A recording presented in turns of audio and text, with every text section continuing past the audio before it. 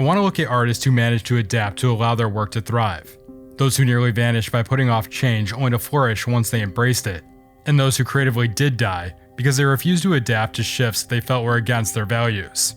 All of this helps us consider how the future of art and photography will be shaped by our choices, how we adapt to transformations in creativity, and how we choose to use new tools we've been given in ethical ways. This is How Art Adapts or Dies. I decided to dive into this topic because I've been a hater of AI art since it first surfaced. So much of it looks like complete trash, and the idea that AI artists consider themselves in the same league as people like Da Vinci, Picasso, and Beethoven is equal parts delusional, hilarious, and infuriating. David Hockney is an artist who remained relevant throughout his life as a result of his ability to adapt to changing times. After creating brilliant works with physical paints on tangible canvases for his entire life, he suddenly switched to creating work with an iPad at the age of 72. The level of seriousness connected to this art, through the amount of exhibitions that have come from it, relates how much Hockney realized the potential of the new medium. In his own words, "The app I used in 2011 was called Brushes. It was a new medium, and I enjoyed finding out about it. I tried a few other apps, but settled on Brushes as being the best for me. It was quite simple, as all the brushes are labeled with a mark, just a mark, no names. So you didn't have an oil painting brush or a watercolor brush, just a mark made on the canvas."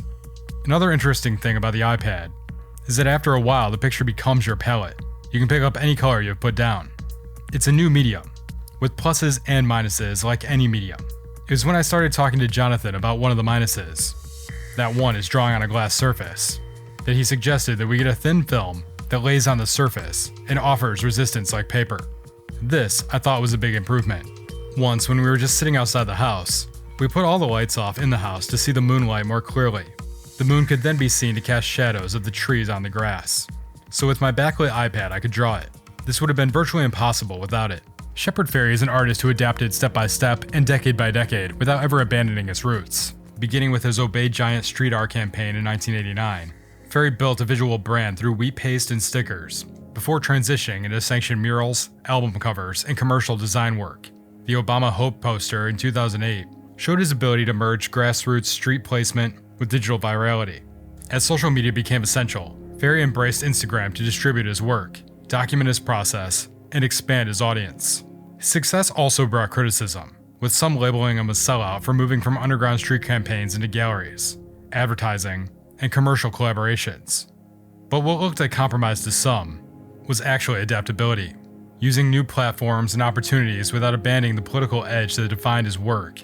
Even while facing criticism and legal disputes, he adapted by collaborating with photographers and diversifying his activism, ensuring his relevance across decades of changing media landscapes. In the expansion of his art, he's also had to adapt from working as a solo artist to working with the team that he assembled. Fairey summarized this by stating, "I'm still amazed that people are interested in what I'm doing, and I'm grateful for it. What some people consider situations that would be stressful or chaotic, I look at as a byproduct of being very fortunate. It kind of comes with the territory, I think. But yeah, what used to be nice about anonymity, if I was working on a wall, no one would come up to me, and there wouldn't be people twittering about it and groups of people showing up, because my primary objective is to get the artwork on the wall and finished. But I don't want to be rude to people, so it is great that I have a crew of assistants who are very competent, and if I have to take a couple of photos, say hi to people, sign stuff, the work can go on. But I actually really enjoy painting and cutting and making it happen. It's great to see something develop by your own hand. Then also, the process itself is something that's kind of therapeutic. So there are pros and cons to everything. If you're a solo artist, sometimes it feels like you need an entire team to get everything done. One way we can use AI effectively and ethically is through editing tools that allow us to get rid of the repetitive, cumbersome, and tedious aspects of editing and allow us to focus on the things that we actually want to do in the process. Avado automates dust spot removal, lens correction, and batch noise reduction, and its selective adjustment tools can instantly mask skies, subjects, or backgrounds. For restoration work, it repairs scratches, fading, and even removes glare from glasses. It cleans up the kinds of distractions that slow editing, refining straight hairs, de-wrinkling clothing, and natural face refinement without heavy retouching. You can test film-inspired looks under the film and vibe categories, or upload reference photos in your preferred style and instantly match another image to it. It's about speeding up choices, not making them for you. Use code TANK15 for 15% off annual subscription plans, or 20% off 200 credits pay as you go. Sign up at Avado AI bjork.com/c/developing tank, or use the link in the description. Björk has made adaptation part of her entire creative strategy, reshaping her sound and presentation every decade without losing her identity. From early alt-pop success in the 1990s, she moved into experimental electronica, multimedia performance, and eventually VR-based music experiences. Her Biophilia tour from 2011 exemplified this approach. She surrounded herself with custom-built instruments controlled through tablets, while circular projection screens display cosmic and geological imagery, transforming her shows into immersive multimedia ecosystems. Later, she became one of the first major artists to embrace virtual reality, beginning with the Stonemilker video in 2015, a 360 intimate performance filmed at an Icelandic beach, and expanding into a digital exhibition from 2016 to 2020. A touring VR showcase of one of her albums that was later released as VR on major platforms.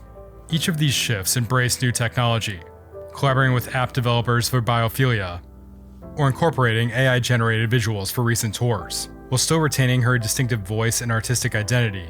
Her career shows how you can adopt emerging tools without diluting your personal vision. Leica almost died because it clung onto the past for too long. For years after digital photography's rise, Leica clung exclusively to film cameras, believing that heritage and optical quality would keep them afloat. But the market shifted, and demand for film bodies plummeted. By the mid-2000s, Leica was on the brink of collapse. Their turnaround came when they finally embraced digital, releasing the M8 in 2006 and later the M9 in 2009, offering a digital rangefinder that preserved the Leica shooting experience. That pivot not only saved the brand, but positioned it as a luxury camera maker with both analog and digital prestige. Oddly, what almost killed Leica has now made it stronger, with M6 and MP bodies accounting for almost 30% of the brand's sales and production. Don Bluth is a cautionary tale of what happens when you cling onto the past for too long and refuse to move forward. His animation studio began when a number of Disney animators left the company with the desire to start something new. Their mission was to return animation to its glorious past. And for a while, they succeeded, producing films that many consider to be on par with Disney's output. An American Tail, The Land Before Time, and All Dogs Go to Heaven all being part of their filmography. The Land Before Time and An American Tail alone brought in nearly 10 times their budget, even with that incredible first run of successful films. A turning point came where things went south for Bluth, following the release of 3 flops, Rockadoodle in 1991, as well as Thumbelina and A Troll in Central Park in 1994. The studio was forced to file for bankruptcy. Bluth's last major success came after he moved to Fox Animation Studios with Anastasia in 1997. But the resurrection of his career was short-lived, largely because of a failure to adapt to 3D animation. With the release of Toy Story in 1995, it became clear that 3D was the future. The following years with A Bug's Life, Ants, and Toy Story 2 proved that 3D had become the dominant force in the industry. When Bluth attempted a half-hearted hybrid of 2D and 3D animation with the 2000 film Titan AE, the transition in the industry towards full 3D was undeniable. Titan AE was a massive flop, and led to the closure of Fox Animation Studios just 10 days after its release. Bluth's attempts to cling to what had once driven animation, and his refusal to fully embrace 3D, stands as a warning for anyone unwilling to adapt to change.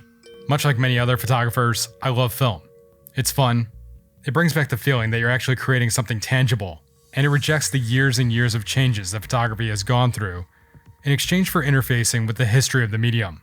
It feels like a backwards force of adaptation, but there's a possibility that many art forms will lead into these more tangible experiences as a way of lending legitimacy to art due to how it's created, and as some way of having a truly human experience. People still love to have others draw caricatures of them, love to watch street artists create paintings live, love to watch blown glass be created from scratch, and love to watch live bands perform their favorite music. There's a large potential that this could grow and thrive in the future. Maybe photography could lean into projects like the 1971 project from Japanese photographer Takuma Nakahira, called Circulation, Date, Place, Event, where he shot daily scenes in Paris, then developed them the same night, and the next morning posted them on exhibition walls while still wet, layering each day's work over the last. Who knows? The potential ways art could go are endless now. I would love to hear your projections for the future developments of photography. The idea that anyone who types a string of words into a machine, waits a few seconds, and then watches an algorithm generate a finished image, always drawing from work of thousands of actual artists without consent, can claim authorship as if they painted every brushstroke or composed every shot themselves is absurd. To me, It's the equivalent of ordering a meal at a Michelin star restaurant and claiming you made it, assuming you uttered it into existence, because you told a server you wanted it to be, while completely denying the years of experience of everyone at that establishment that came together to create what is in front of you. There's no risk, no skill built through years of practice, no understanding of composition, lighting, anatomy, or color theory. It's creation without craft. And yet some demand the same level of respect given to those who dedicated decades of their lives in many instances to honing their vision and abilities. I'm fully on board with photographers, illustrators, and designers adapting to new tools. History shows that artists who embrace innovation often thrive. The camera itself was once dismissed by painters as a theft, just as Photoshop was sneered at by film purists. But AI image generation, as it stands, isn't simply another brush in the toolkit. For many, it's the whole painting process outsourced to a machine. These self-proclaimed artists will tell you how hard it was to create a well-crafted prompt, and that it is an art form due to the amount of iteration it takes to create something that they feel is good. But that's pure nonsense. And if you believe that this art is something that deserves appreciation and respect from the masses, feel free to see yourself out. When there's no tangible connection to the work beyond typing a prompt, the word artist starts to lose meaning, and respect for the craft risks being watered down into nothing more than, I had an idea. So while we do need to adapt or die to interface with these technological changes, they continue to show their faces more rapidly and in greater numbers. It's imperative that we engage with them without resorting to using them as the entire process for creating art, and then claim it as our own. Adapt or die, but proceed with caution. Right now in the arts, there's a huge backlash against AI. The regular retort to seeing an AI image or video now is that it's AI slop, and I 100% agree. But whether you like it or not, the truth is AI is quickly evolving, and a lot of art in commercial production photography and videography are going to die off as a result, unless you're purely making art for art's sake, or you're one of the outliers who can survive without adaptation. It's imperative that we find ways to thrive in tandem with AI as a resource. I don't know exactly what that looks like, but we have to accept that that's our new reality. We have to adapt or die, in one way or another, even if it's as simple as accepting this new world for what it is. Thanks for watching, please like, share, comment, and subscribe, and until next time, keep developing.